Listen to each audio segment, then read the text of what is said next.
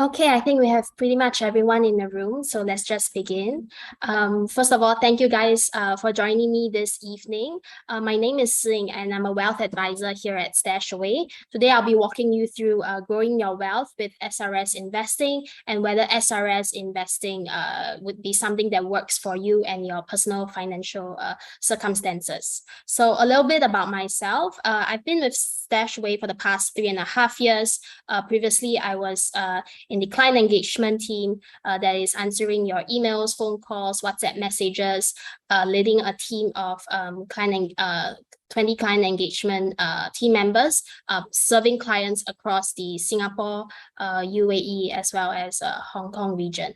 So right now, I'm a wealth advisor at StashAway, mostly doing advisory work for our high net worth clients. If you don't already know, we actually have a reserve offering where we provide alternative asset classes for accredited investors on the platform. So for the syllabus that we have actually that you can see within the StashAway Academy button, we have financial planning basics, investing basics, as well as intermediate courses on financial planning, retirement planning, and investing the right way with ETFs.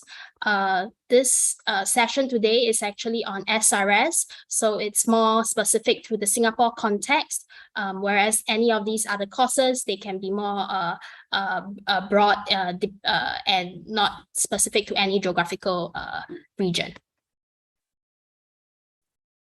So the Academy app, you can view any of our videos on the go. They are usually clip-sized videos of 5 to 7 minutes where you can learn about financial concepts along the way. So maybe one question I have for everyone for this evening. There's this raise hand button inside the Zoom page. Just wanted to quickly check how many of you here have an SRS account? Okay, I see a few raised hands. So just a little bit about SRS accounts. You can create this account with any of the 3 local banks in Singapore, that is DBS, OCBC, or UOB. So assuming you already have it, now you're thinking, how much will I contribute to maximize it? Or am I, is contributing too much, a damper on my cash flow? So that's some of the topics that we will explore today in the next few slides. So the Supplementary Retirement Scheme is a good tool to supplement your retirement fund. And just to share, around 20% of our customers' retirement goals are funded through SRS. So as the name supplementary suggests, it's actually supposed to supplement your CPF if you are a citizen or a Singapore PR. So for Singaporeans and PRs, the contribution cap is at $15,300 every year. And whatever you contribute is 100% deductible from your taxable income. So in July this year, the retirement age was raised from 62 to 63 years old, which actually means if you create the SRS account after July 2022, you can only withdraw the funds after the age of 63 if you're a Singaporean or PR. And when you're at the withdrawal age of 63, you have actually 10 years period of time to withdraw your funds every year. So if you make an early withdrawal, actually, it will be 100% taxable. And on top of that, you would have a 5% penalty on withdrawal amount, which is no small sum. So just imagine if you had $100,000 in your SRS account. Firstly, you would have to pay back all the tax that you have owed in this case during that period of time. And on top of that, you have to pay $5,000 more for the penalty based on the 100K withdrawal amount. And for expats, The rules are pretty similar, except that your contribution cap is higher at $35,700. And that's primarily because expats do not have CPF, so they probably can have a higher amount for set aside for retirement. And you can withdraw after 10 years instead of the age of waiting until age of 63. But if, for example, if an expat only starts the account at age 55, he or she can actually withdraw after 8 years at age 63 instead of waiting 10 years. And you can only withdraw it in a lump sum after 10 years, or if you are already at age 63, after 10 years, then you can spread it out over a period of 10 years. And the withdrawal amount, of course, is 50% taxable. That's what makes SRS attractive in this case. So one thing I wanted to highlight here is that personal income tax relief is at 80,000 Singapore dollars per tax year. So what that means is that depending on your personal circumstances, you may be eligible for certain relief that makes SRS actually not useful for you. So I'll bring up some examples in the later slides. So let's say we have Mark here. Mark here earns $250,000 a year with a CPF contribution of $14,400 for the year in total. And this makes his tax payable at $27,700. So by making a full SRS contribution on top of $14,400 CPF contribution, his tax payable amount will be reduced to $24,800. So this savings of $2,900, approximately 10.5% for that year, would help him, firstly contribute to his retirement and also save on the taxes. Rachel here, an expat, if she earns $250,000 every year, her tax payable is effectively $30,500. And when she contributes the full amount, $35,700 every year, her tax payable will be reduced to $23,600. So she'll save approximately 2.38% or $6,800 for that year. So once again, SRS is a good way to save for retirement while also receiving tax benefits. I would say it's a tax deferment plan, since you would still have to pay for tax upon withdrawal. It's just that it's taxed at 50% instead of the 100% you would otherwise have to pay. So some advantages of SRS, the difference between investing through cash or SRS. Cash, of course, you have complete flexibility. There's a lot more, investment options that's made available to you. I heard, recently one of my friends say that he is actually into whiskey investing now. And that's also part of his interest. So of course, if you invest through SRS, the list of investment options is a lot more limited for you. So StashAway is actually one of the financial institutions that allows our investors to invest with their SRS funds. So because of the lockup period of SRS funds, this allows for more disciplined retirement planning as well, because at the end of the day, you can't withdraw it until you're 63 years old or until 10 years later. So in such a case, you might as well, perhaps do your dollar cost averaging every month or every year, and it's out of sight and sort of out of mind until 10 years later or at age 63, where you reap the full benefits. So this slide actually has a lot of numbers, but bear with me. I will I will slowly go through the numbers with everyone. So investing with and without SRS, that's what we are going to go through here. So there will be so imagine if you had the option to invest every single year, $15,300. We use this figure just because it's the cap for Singaporean/PR, the maximum you can contribute every year. So imagine if you invested this amount for 30 years, that actually adds up to $459,000 in total. So assuming your income income bracket is in the range of $240,000 to $280,000, which puts you in the marginal tax bracket of 19.5%. What that means is that this contribution, this total amount, you actually have to pay around $89,500 in terms of tax. So assuming you had them invested over 30 years and on average, you receive about 5% in terms of returns every year. So after a period of time of 30 years, you would actually make a total of close to $450,000. So this means $450,000 plus 369. That adds up to a total value of around $818,000. Now, if you invest with your SRS funds, in this case, the same amount, 30 years, 15,300 every year. And because it's part of SRS, you don't pay any taxes on this investment amount. You save on the tax. This $459,000 invested over 30 years at a return of 5% per annum generates $544,000 in this case. And that means after 30 years, the total value of the principal plus the returns would be more than $1 million. So that makes it almost $200,000 in terms of difference just from investing, just from the tax benefits you would have received that will go towards your investment plan.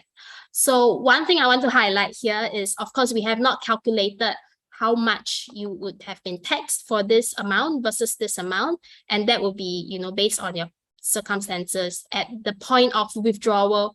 Are you still earning any income?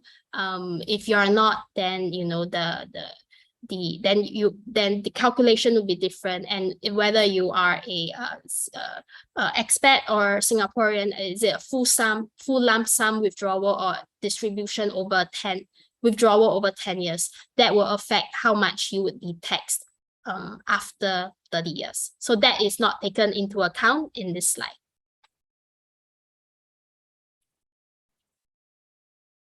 So in this page here, also a lot of numbers. So you would see that on the horizontal line, it's the year, showing the time here in terms of decades, and then on the on this axis, you will see is the annual income in thousands. So you would see here that basically the longer you leave your funds in your SRS investment portfolios, the higher, the more value is generated.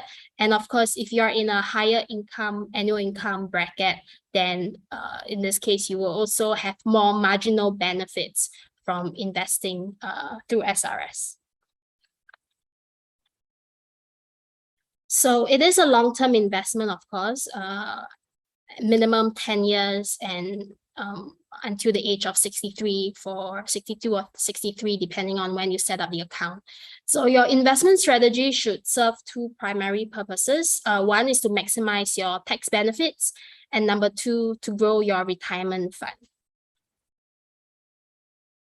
So some factors to consider when making investment decisions would be your personal timeline, as well as your risk tolerance. So this slide shows the markets, the equities market and the bonds market over the last 20 years, between 1998 to 2017. So you would see the two major dips here. First one during the dot-com bubble in early 2000, as well as the 2008 global financial crisis. So imagine if you're an investor that started back in 1999 and you had two goals back then. Goal A perhaps is in 3 years' time. Maybe you wanted to buy a house, you wanted to buy a 3-bedroom apartment in 3 years' time. And goal B is over a longer period of time, maybe to retire in 20 years. So if you're an investor that had invested 100% of your funds in the equities market, and then, fast forward 3 years later, right at the dot-com crash, you would have probably had to downgrade your 3-bedroom apartment to a 1-bedroom apartment or studio apartment. So this is something that you do not want in this case. So the general idea is that if you have a longer time horizon, you can actually afford to take on more risk in the terms of perhaps investing in more equities. So you would see in the equities blue line here, there is a lot more volatility, a lot more movements compared to green, which is slightly more gradual upward sloping curve in this case. So if you have, depending on the time horizon of your goals, you want to make sure that your assets are mixed in the right allocation in line with your time horizon. So another example here on how having just 50% bonds in your portfolio would actually change your risk return profile. So I know year to date, actually, this has been a very special and very, a year that is not in the norm, where actually the bonds market and the equities market have been very correlated this year. But I'm just speaking in general. Throughout the most of history, actually the bonds in general are not are negatively correlated to equities. So imagine, if you invested back in 2009 during the global financial crisis, if you had invested in a portfolio of mix of 50% stocks and bonds, you would see that in the short term, it would have been slightly less volatile compared to a portfolio of 100% stocks. But over a long period of time, maybe 10 years or 9 years later, usually the equities market, the stock market, would perform a lot better than the bonds market in this case and generate higher returns. So different goals should have different timelines, and on average, these are the different years, different time horizon our clients' goals have on the StashAway platform. So for retirement plans, usually it's around 24 years in terms of goal horizon. In terms of shorter term goals, it could be planning for a wedding, buying a vehicle, or starting a business, or even traveling. So in general, these different goals should reflect the asset allocations of your portfolio as well. So perhaps for your retirement portfolio, you can actually afford to take on more equities at the beginning. And that's why actually financial planning is very important, when you should do at least a yearly review. So let's say you're at a halfway mark, 12 years down the road, you want to change your allocations to be less risky compared to when it had a runway of 24 years. And if you are planning to retire in 2 years' time, then you want to make sure that your retirement portfolio is actually more protective in terms of risk, in terms of the asset allocations. So an example here to highlight between how different goals should have different type of risks and asset allocations. So Mark here has a retirement plan in 30 years, and you can see that he actually has a larger portion of it towards growth. And for a shorter term goal of buying a house in 3 years, he has 50-50 in growth and protective assets. So growth assets in general refer to your equities, in this case, company stocks. For protective assets, it will be mostly in fixed income and bonds assets.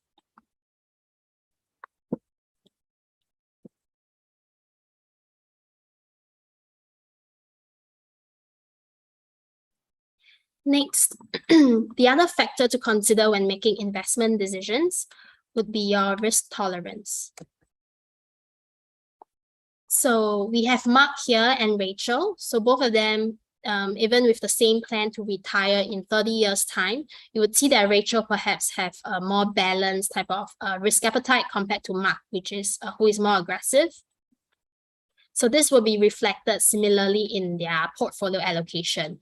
Mark would have a lot more growth assets in his retirement portfolio, and for Rachel, she's not as comfortable with the risk taking, so she actually has a larger allocation towards protective assets.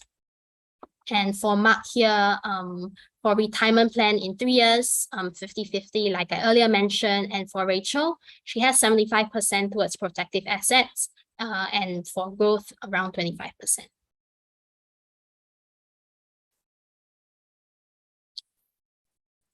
So, oops, I'm having a bit of trouble here. All right. So if you haven't already done your numbers or played around with how much contribution you make to your SRS account would result in how much income tax savings, can simply scan this SRS this QR code for our in-app SRS planning tool.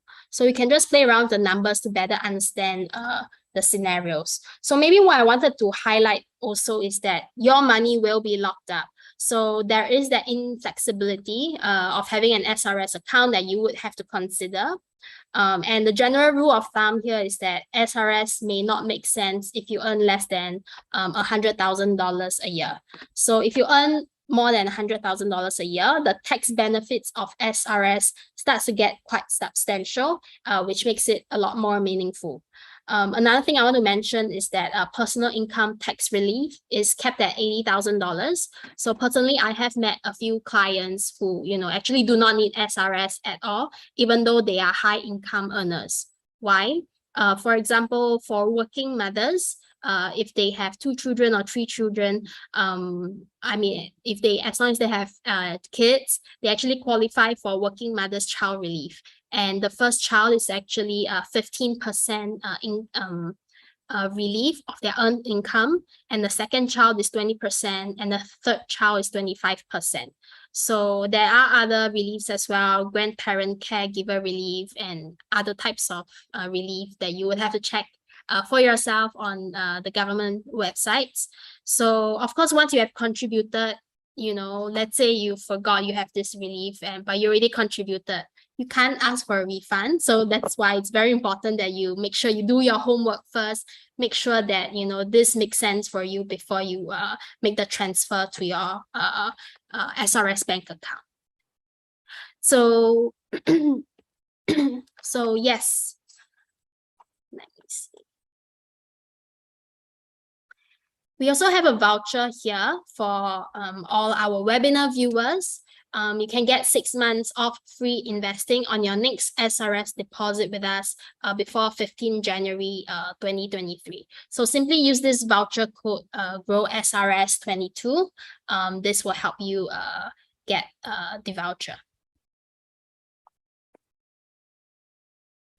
So maybe I just wanted to quickly share what are the available products that we have on the StashAway platform at the moment. We have our flagship product, our general investing portfolios powered by StashAway. And we recently introduced a BlackRock general investing portfolio as well, which is contains a lot more ETFs within each portfolio, so a lot more diversified. And there's also responsible investing with ESG values. Basically, companies with high ESG scores, you can expect them to be part of this portfolio. We also have thematic portfolios which are invested in different industries, different trends. So you have your green, clean energy, waste management type of portfolio. We also have your artificial intelligence, blockchain, robotics type of portfolio, even healthcare and genomic technology type of portfolio. And for flexible portfolios, you get to pick and choose the ETFs that you want within your inside your StashAway account. So that can be something that you can now do as well. And for income portfolio, which generally I only suggest my clients who are retiring or near retiring to take up, because this is the only portfolio that allows you to receive your dividends on a monthly basis to be paid out directly to your bank account. Whereas for all other portfolios, all the dividends will be automatically reinvested, and you will see that in your transactions tab. We also have the cash management portfolio, where you can earn a projected returns of right now is 2.2%. So yeah, it's projected return of 2.2%. We recently changed this. And then for Simple Plus, it's 80% of Simple Plus portfolio is actually made out of short-term bond funds. So you can still expect a bit of volatility in this just because of the recent interest rate hikes. So the projected returns is around 3.6 to 4.1% per annum.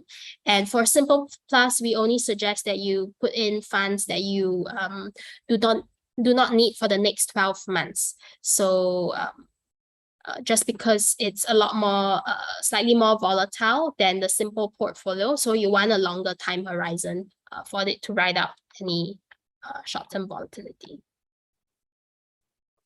So we have come to the end of my sharing. So just to see if there are any questions, feel free to post them in the Q&A box. I will also be checking the YouTube live chat to see if there are any questions.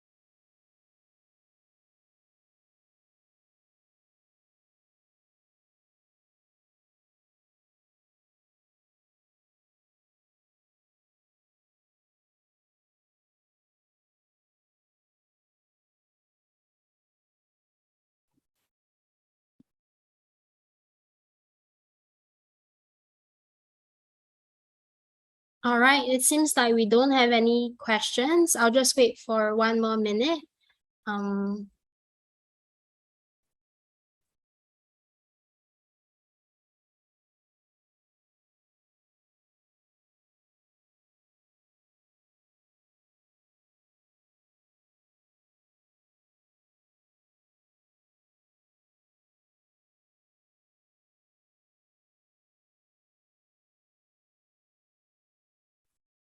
So Ganga asks, what is your fee structure like? So our fee structure is a straightforward between 0.2% to 0.8% on assets under management. So for example, if you invest $10,000 with us, that would be under the 0.8% tier bracket. So that would be around $80 a year. And because we prorate it on a monthly basis, works out to be around $6.67 a month.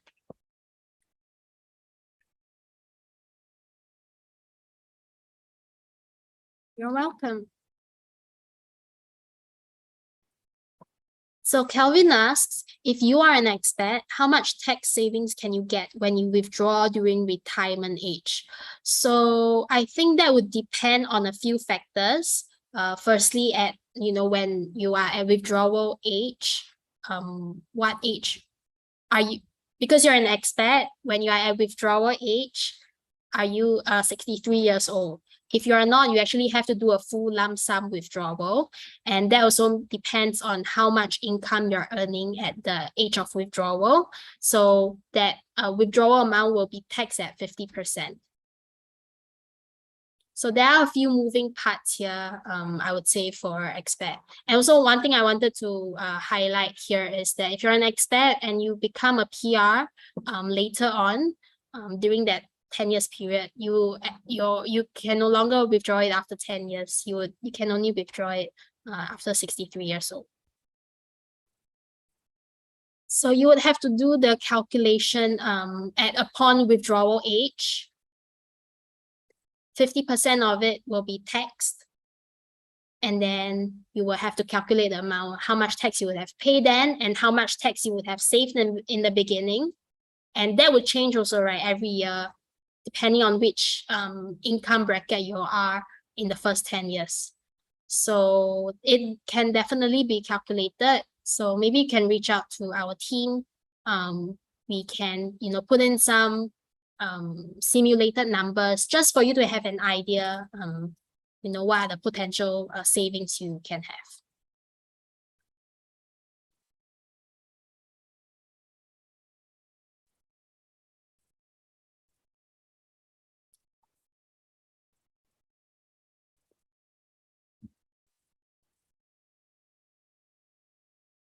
All right, if there are no further questions, let me end today's session. Thank you so much for joining me once again, and have a